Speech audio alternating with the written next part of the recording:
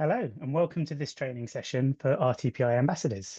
My name's Sam, and I'm CEO at Causeway Education. We're a social mobility charity helping young people overcome barriers to higher education, apprenticeships, and early careers. We've worked with the RTPI to develop and trial the resources I'm going to show you in this session. Before we get started, I want to say two things. Firstly, thank you for your interest in this vital work. Ambassadors like you play a really key role in bringing the planning sector to life for young people, which is incredibly important. And secondly, there's a lot in this session, but don't feel like you have to take it all in at once. Use the video as a starting point and go through the various resources at your own pace. There's a lot of detail here, and it could feel overwhelming at first, but it will make your ambassador role easier in the long run. So objectives for this session. Firstly, to understand the workshops and resources available to ambassadors. And secondly, and just as importantly, to be inspired to get involved in bringing planning to the next generation. So what am I going to cover? We're going to look at the first workshop, the age 7 to 11 one, first of all, and I'll do a walkthrough of it. Then we've got a section called Making It Sparkle, which is really just going into some wider considerations about how to deliver it really well in a way that's engaging and impactful and feasible, manageable for you. Thirdly, I will refer to some of the priming and debriefing activities, so wider resources produced by the RTPI that schools can use either before your session or afterwards. And I'll refer to some kind of wider notes that we've put together in how teachers can do that. Then we'll look at the older workshop, the age 11 to 14 one. And again, we'll do a walkthrough of it.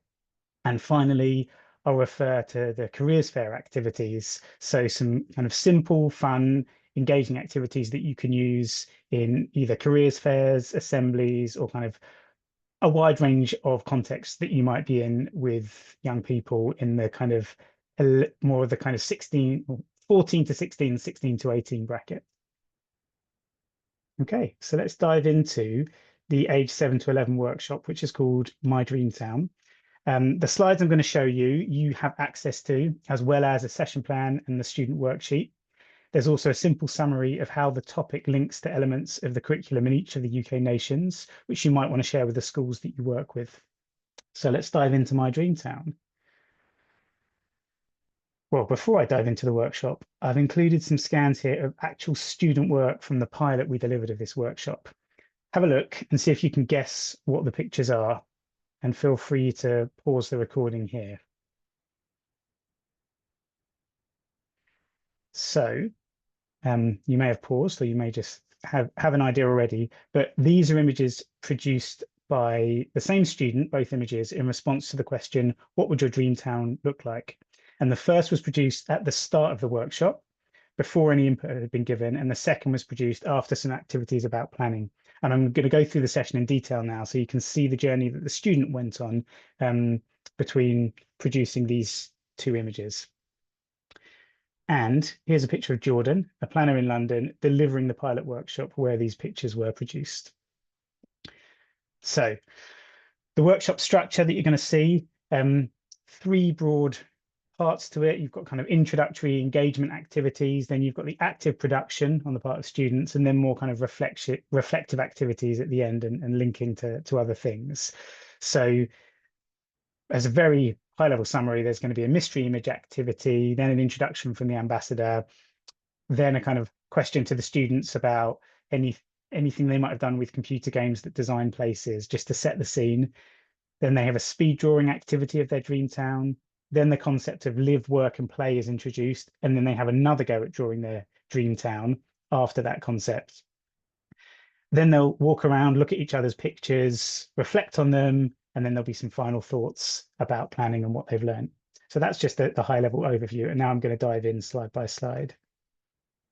So this is how the workshop starts, an image on the board saying, what do you think this is? And this is where you will put in an image of your own of something that you've worked on.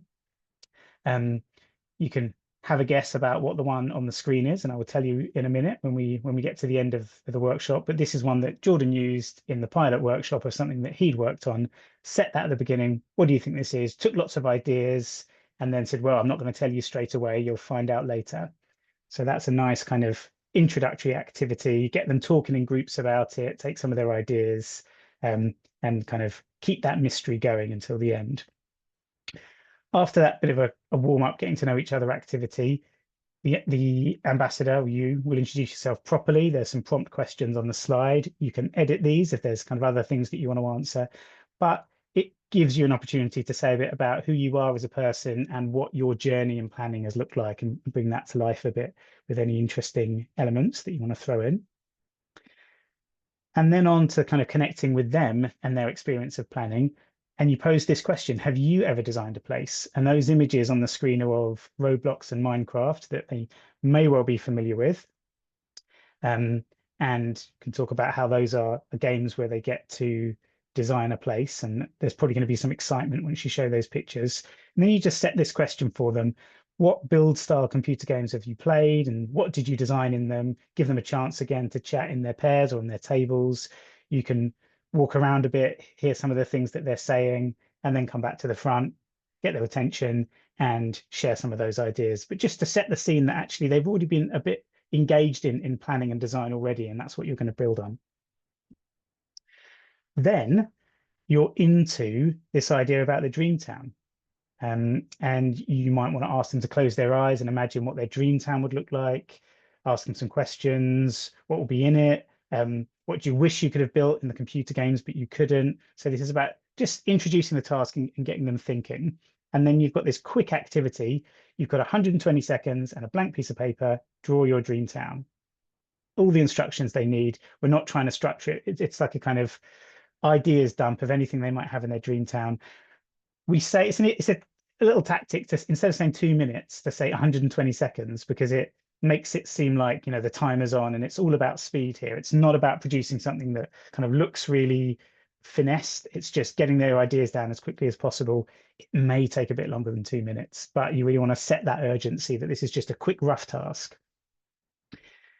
They can have a little look once that's finished, and they might want to kind of hold them up and compare, but really it's just kind of get that down quickly. And then moving on to introducing this idea of live, work, and play. So you're going to explain, well, a planner needs to include three things when designing: somewhere for people to live, somewhere for them to work, somewhere for them to play. What does that mean? It means building places where people can live, work, and have fun, all in the same area. And the idea is to make everything close by so people don't have to travel far to do these things, making life easier and more fun. So introduce that concept, and then dive into it in a bit more detail. So then we're just kind of breaking down live, work, and play with this slide. And this is where you give out the worksheets. So there's a worksheet that they will get, which has space for them to brainstorm places to live, places to work, places to play. But you don't want to give that out earlier in the workshop, because you don't want to influence what their original drawing looks like, because we don't want to introduce this concept until they've done that first original rough drawing. Okay, and then we take the first one. What do people need to live? And this is for students to think about what's needed in a town for people to live. So you might ask questions such as, what else might you need to live other than a house? Get them thinking about the services they need. And then they have a go working on their tables and filling out the section in their worksheet where they brainstorm all the different things that you need to live. And while they're doing that, you can be walking around, having a look, commenting on their ideas. But as much as possible, we want to break the workshop down so you're not always talking from the front. You're giving them time to work, and then you can walk around and engage with them during that time. So then once they've had some time to do that, some examples up on the board, you can take some other take some examples from them, reveal these examples, and obviously give them some feedback on the things. They might come up with some really interesting suggestions. You can ask them if they got all of the ones on the board, if they found some other ones that you hadn't thought of. Ask why these things are important, which they think is the most important, that kind of thing. And then move on to work and play. So rather than stopping and starting 3 times, you do the live one as an example. They work on it, feedback, and then you say, right, now do the same for places to work and places to play, and they can brainstorm both of those at once now that they've got the idea.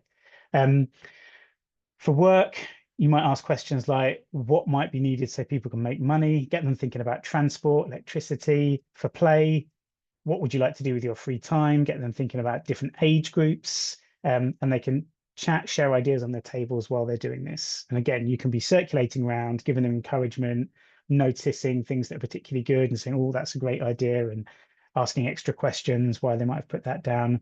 And then similarly to the live one, you've got examples on the board. You can take their examples and try and make sure everyone's got as comprehensive a list as possible. Once that is done,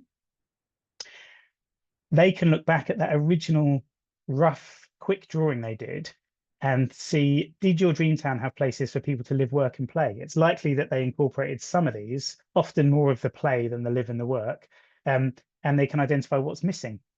You know, would it really be a dream town if it doesn't have places to live, work, and play? So can take a couple of examples from them of things they did or didn't include. And then you'll give them a longer bit of time now, depending on the slot that you've got in the workshop and how you've planned it out, anything from kind of 5 to 20 minutes. And they will use this time. And this is where you can liaise with the teacher in advance that they've got color pencils and obviously paper to work on. But this is where they have another go at designing their dream town, really thinking about including live, work, and play. And this is the bulk of the session, really putting some time into this activity.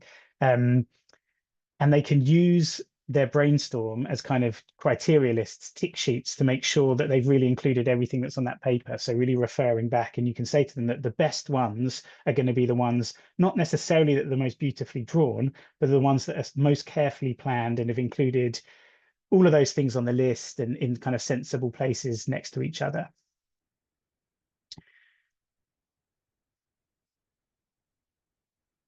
Then we've got this kind of gallery walk idea where they leave their pictures on the desk and you can get them to rotate around the room.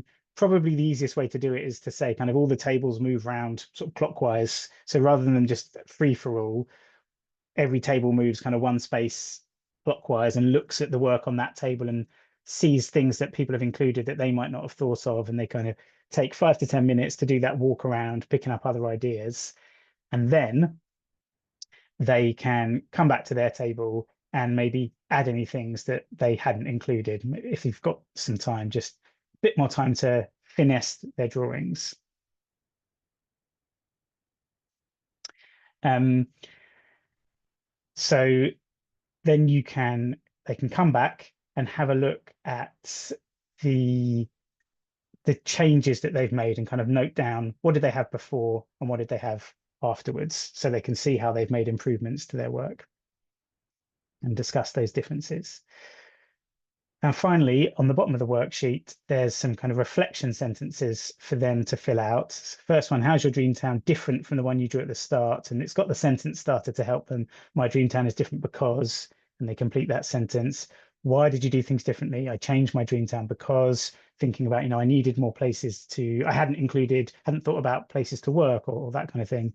And then if you did it again, is there anything you would change? And next time I would, and they can fill that out. So it's a little bit of writing, not a lot, but it's getting them to take their thoughts and organize them and put them down on paper and think about kind of continuous improvement. And then part of the kind of next steps is a chance for you at the end to explain a bit more about planning, saying planning isn't just for planners. You can get involved through public consultations, and there's some points there that you can read through. You might want to bring that to life with any examples from your own work, but just telling them a bit more widely about planning and how the public can get involved in planning processes. And there's an extension activity here if you happen to have more time. With the whole workshop, when you're planning it and you've got your actual time slot, that bits of it you might want to slim down and take out, but we've talked through the kind of the biggest version of it, but it really depends on how much time you've got. But this is definitely an optional activity at the end. So over to you. Imagine there was a proposal to build a new development in your local area, includes 100 houses, sports complex, 3 shops and a park. What do you think? Would you like this? You could have a discussion activity around that in pairs and feeding back, but only that's just as an extension there if there's time. And then back to the picture that you started with and see if their ideas have changed about what this might be.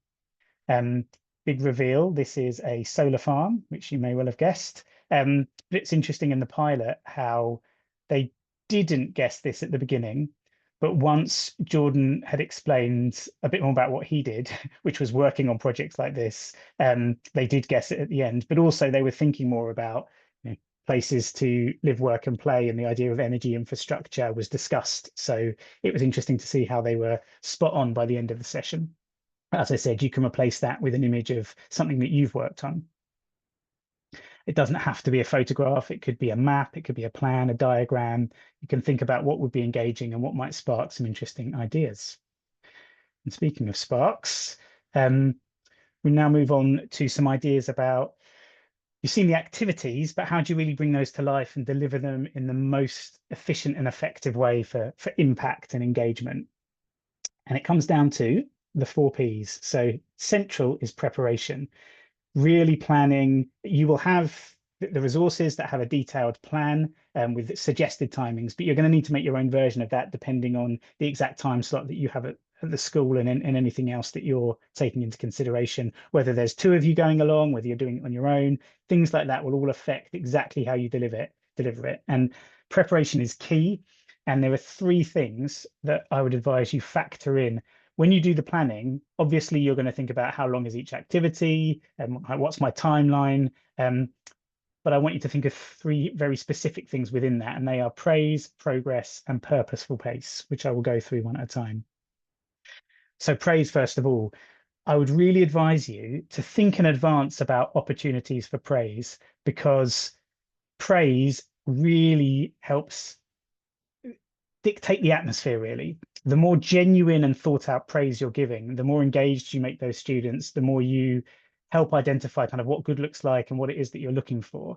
So not just saying, great, well done, but when they're giving you answers, say things like, oh, what I like about your answer is you've thought about more than one thing. You've brought 2 ideas together, or you've thought really critically.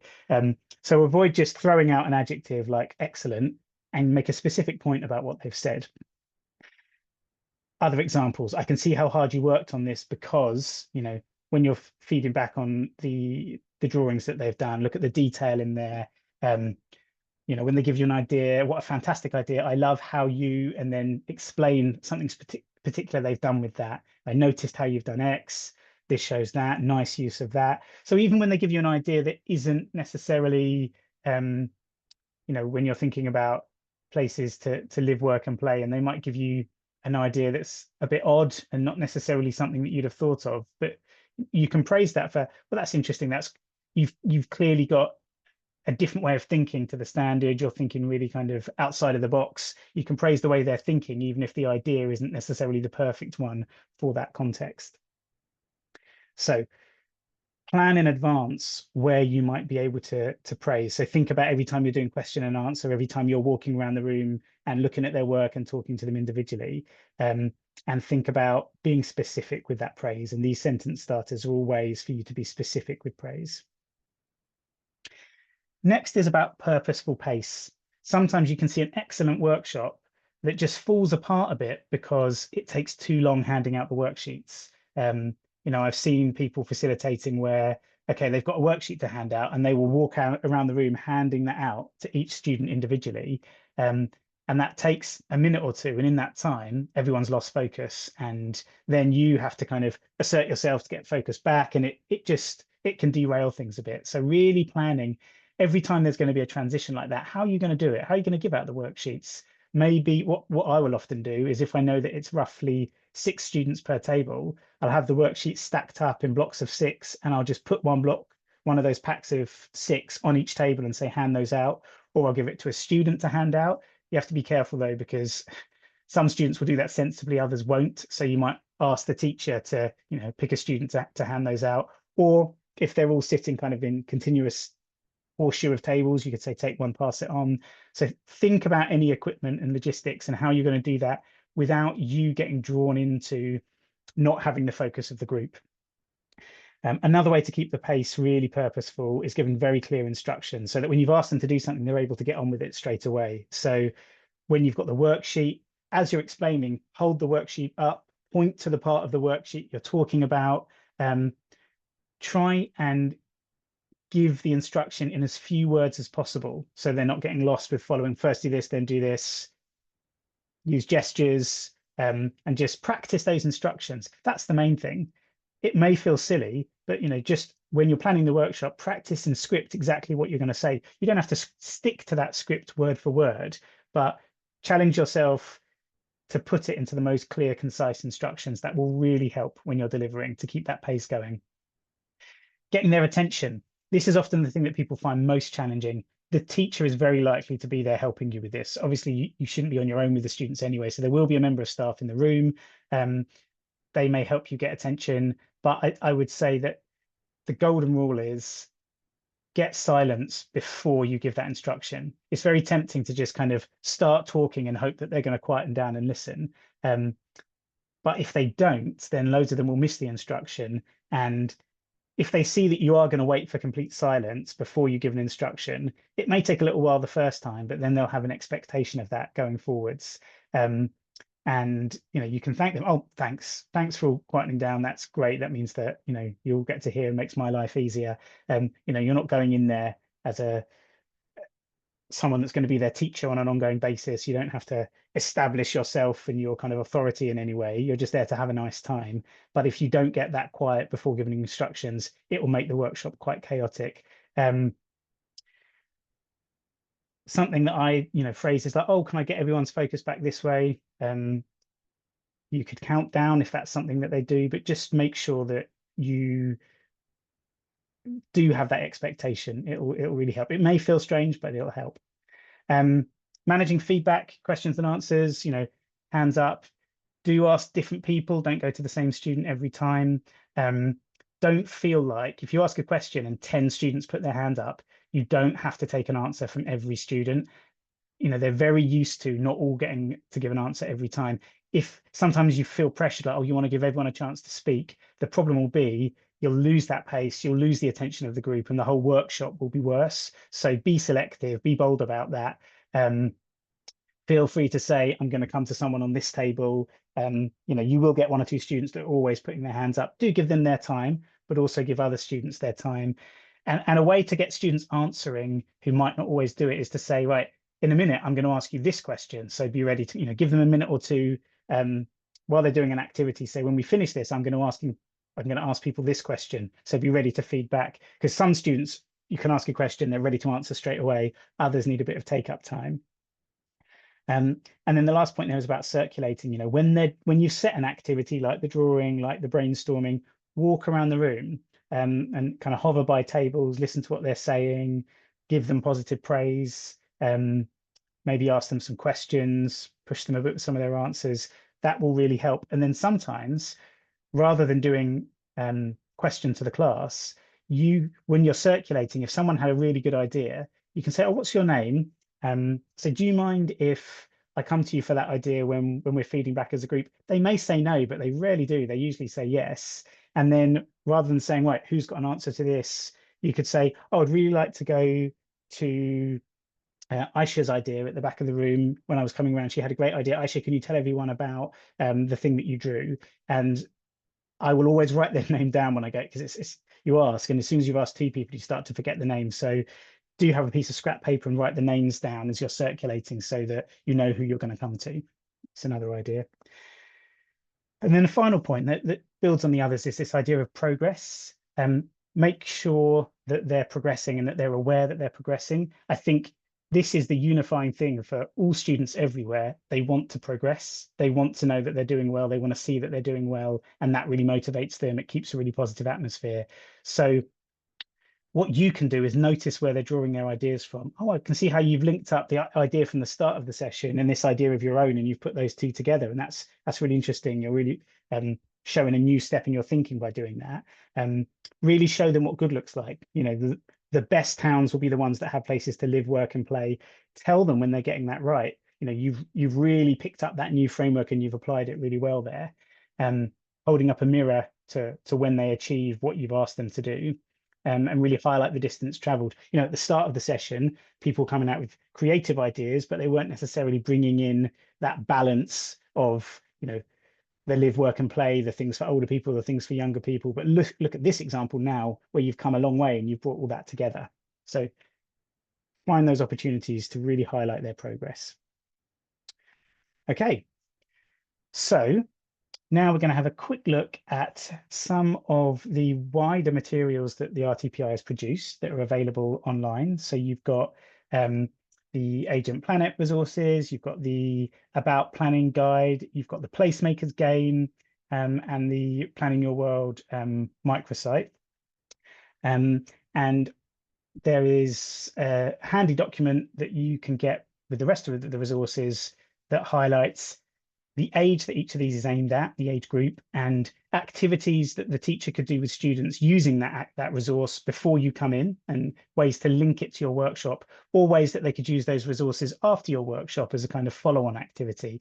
So all we're suggesting is that you flag that up to the teacher in advance, and they may use those things, and it's a great way of embedding your workshop. You might turn up and the students are much better primed to engage, or you might find when you've given the workshop and they're really keen to carry on those ideas, they can take those suggestions forward and really embed their learning. So I really recommend you have a look at those, and in your correspondence with the school, you flag them up, including those activity ideas about how they can use them in the classroom. Okay, we are now going to go on and look at the older workshop for ages 11 to 14, the Local Places, Local Voices. So this is, again, the top level workshop structure. Again, there's a mystery image activity, an ambassador intro, and then a bit of a kind of wider look at the bigger challenges that planning addresses. Then you're diving into the specific kind of case study of the workshop, looking at stakeholder requirements. You're going to do a presentation as a planner. There's a discussion and feedback activity, reflection on what makes a good planner. You reveal your mystery image, and then final thoughts. So similar-ish structure to the last one, but instead of it being about planning a dream town, it's looking at a particular planning development and the different stakeholders and what their views might be on that development, and how well the planner addresses those needs and views. So really looking at the skills of the planner in that situation. So diving into the workshop, this is just a placeholder image. You can put in an image of your own again. And the questions are, what do you think this is? But particularly, so it might be less about like the solar farm image where they might not know what that is. It's more likely to be something that they recognize. But the question is more, what challenges do you think will have been faced when planning and developing this? What do you think will have been the most difficult challenge to overcome, and why? So probably some kind of recognizable development, but pushing them to think about the planning that went on behind it, because obviously that's the theme of the workshop. So opening activity, again, you can praise the ideas that they give you, but at this stage, when you're asking that question, you don't have to be saying, yes, that's correct, no, that's not correct. It's like, well, let's see by the end of the workshop if your ideas have changed, because there's not necessarily a right or wrong answer to those questions. So after that, you can give your kind of bigger introduction. Again, feel free to adapt to those questions, but giving a sense of yourself as a person and your journey into planning. And then introducing the activity at a high level. Coming soon, new development in your area. It's going to be a role play. You as the ambassador or the planner, as you are in real life, and the students are going to be the different stakeholders. And you can passionately introduce the idea of this new development coming to their area, really kind of giving the pitch of this exciting new development.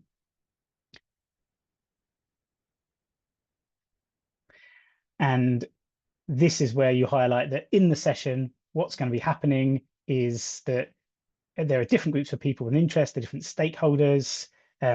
Explain that you are going to be the planner and they're going to be the stakeholders, and they're going to kind of assess you on how well you meet the different needs and requirements of the different stakeholders. Introduce who these different stakeholders are, just talk that through a bit.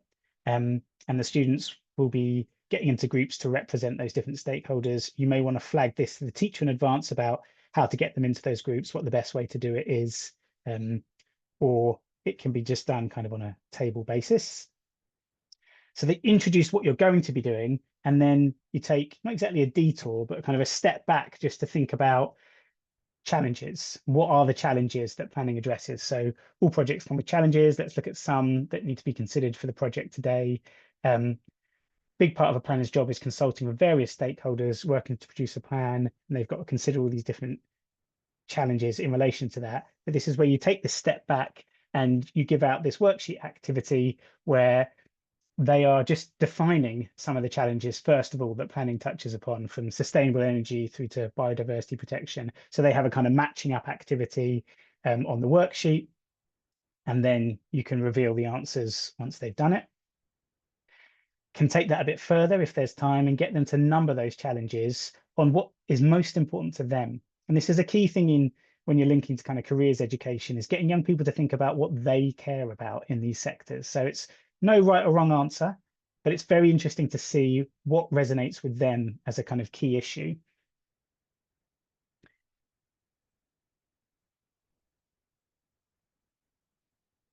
So again, a chance for you to say a bit about how you've worked on particular challenges, give a bit of a taste. So you might want to divide this up. You had your introductory slide earlier where you might want to mention a particularly exciting or interesting job that you've done.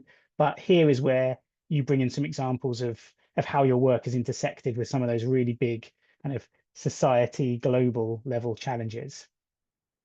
So it's just a bit of scene setting and bigger picture stuff before diving into the project itself. So setting the scene, you're explaining that the stakeholders have met with the planner already, have outlined some of their thoughts that the planner needs to consider, and now the planner is going to use those to produce a master plan. And you are eager to see what the other stakeholders have discussed. So you have asked the planner for their notes, and they've sent you an email with the notes. And this is where a bit of a mix-up. You've been emailed a list of all the different thoughts of the stakeholders, but the document won't open properly. And this is a way to give them a task where they're looking at the different needs of different stakeholders and matching them up. So we're kind of pretending that the email has messed this up. So you're kind of giving it to them as an almost genuine task that they might get, where they're matching up the different needs of the different stakeholders.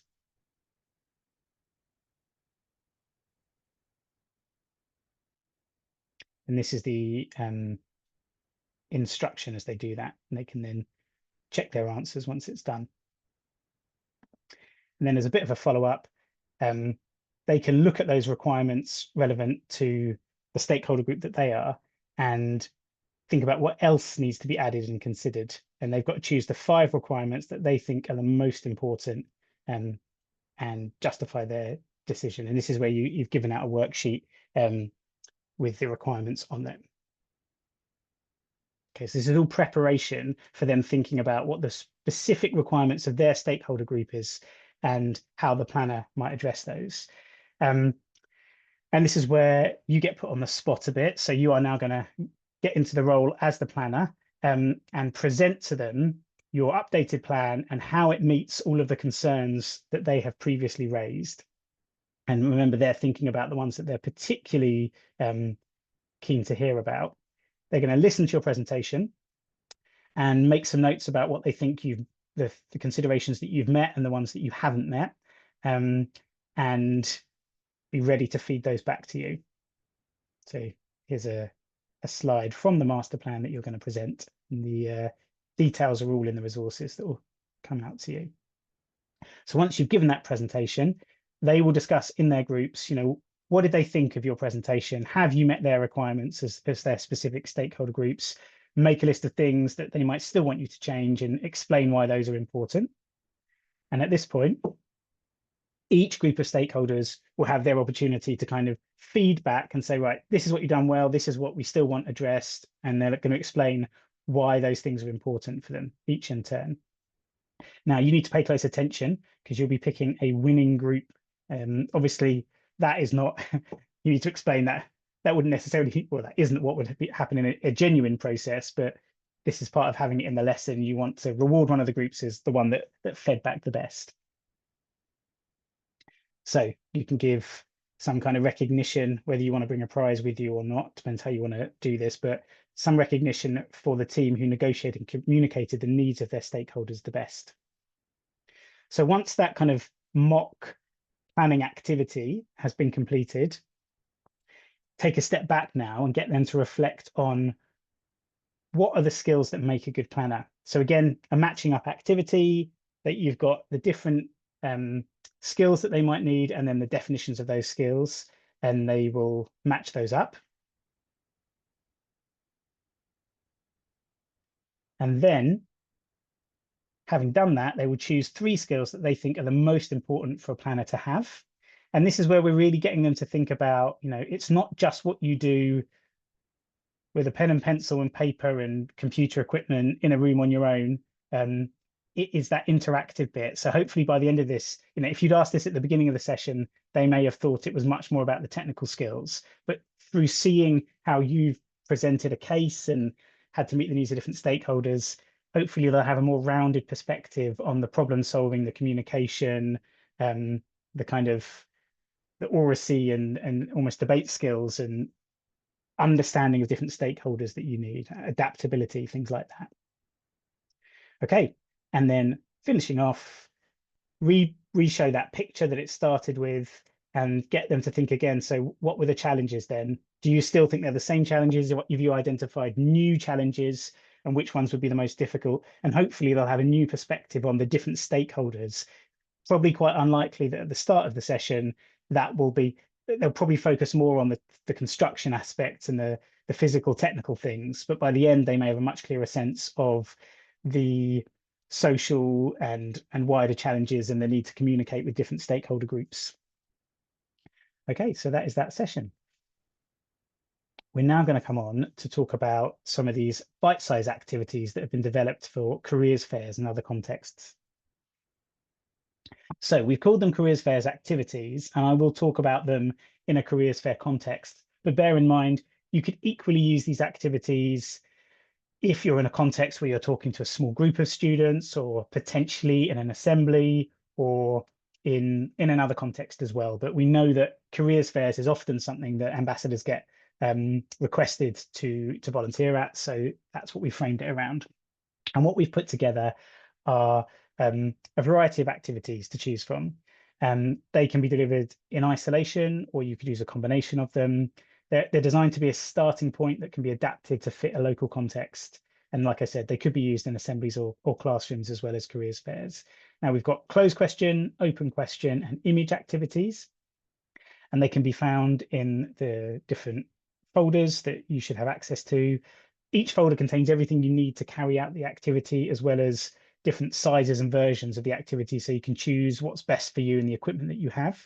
And the resources can be printed or displayed on a screen. So the closed question activity, first of all, this is essentially just a question for students to think about, and it has a correct numerical answer. For example, how many electric car chargers do you think there are in London, or something like that. You could do it in several ways. It could be as a prompt for discussion, as a kind of guess how many sweets in the jar activity, like you get at a fair, where they all write down their guess of the answer, and then a prize is given to the one that's closest. And like I said, you'll get activity instructions. You'll also get discussion prompts, so suggest questions to ask, possible answers that they may give, and suggested responses, and a variety of other paper resources like the grid for the guesses and things like that. So it's essentially guess the number of sweets in the jar, but with rather than being sweets in the jar, it's a planning question, and it's about recording their answers and recognizing whoever comes closest. But the idea is, if you had that on a stall at a careers fair, it's eye-catching. You could have the question printed up big, you could have an image to go with it. And then as they come over, if there is going to be a prize, you can kind of hook them in with that. But once they've made a guess, you can really hook them into conversation. Oh, why do you think that? And carry on that conversation linked to planning. Okay, open question. This is similar, but it doesn't have a correct answer, and it's designed to facilitate a discussion. So again, you will have suggested questions to ask them as prompts for activity, and you could have an image to go with it that you could print out. But again, it's to hook them in to come and answer that question. And then similarly, the image activity, a bit like what we've looked at in the workshops, it would be an image that they wouldn't necessarily know what it is. And the question, what is this? So it could be something like that solar farm, or something else where there's an interesting image and a question around it, and they've got to come and give their answer, and then you're going to hook them into a bit of a follow-up conversation. The pack of resources around these activities also contains documents with advice on how to effectively communicate with young people, and a document with a little activity to prompt a discussion about the skills needed by a planner. So think back to the earlier part of the presentation where I showed you the skills of a planner in that older age group activity. So similarly, an activity getting them to think about the skills of a planner.